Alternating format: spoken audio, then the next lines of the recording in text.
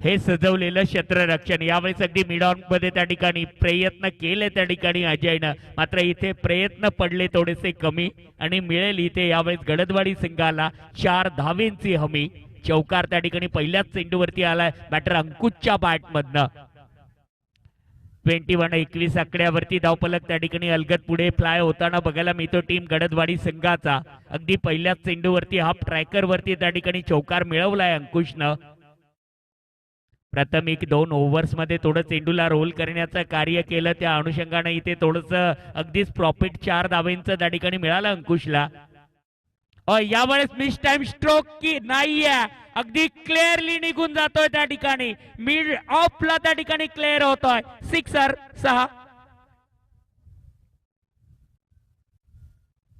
अगदीच प्राथमिकचे दोनही चेंडू त्या ठिकाणी महागडे ठरले गेलेत। पहिल्या चेंडूवरती चौकार लागलाय, अगदी दुसऱ्या चेंडूवरती त्या ठिकाणी क्लिअरली खेळून काढलं, अगदी क्लीन हिट त्या ठिकाणी बघायला मिळालं ते बॅटर अंकुशच्या बॅटमधनं।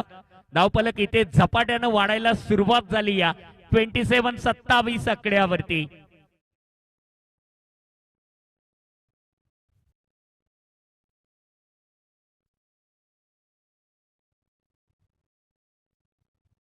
कमी गतीनं इथे प्रयोग केलाय यावेळेस कचरूनं, कारण वेगवान चेंडूला सहजरित्या पनिश केलं होतं।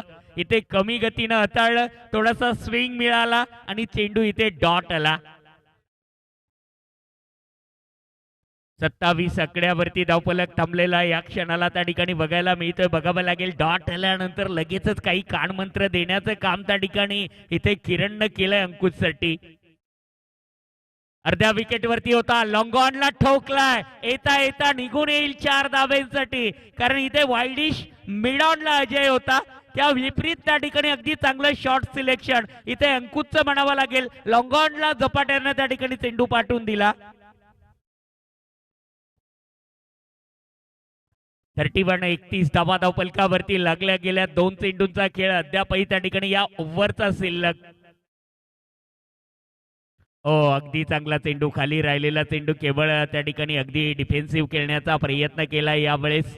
हार्ड लेनच्या चेंडूला अगदी रक्षात्मक खेळण्याचा प्रयत्न बघावं लागेल। एका चेंडूचा खेळ शिल्लक, अंतिम चेंडूवरती काय घडतंय, काय बिघडतंय, कुठल्या धावा येतात की अगदी त्या ठिकाणी कसल्या ना कसल्या प्रकारे त्या ठिकाणी बीट करण्याचा प्रयत्न केला जातोय।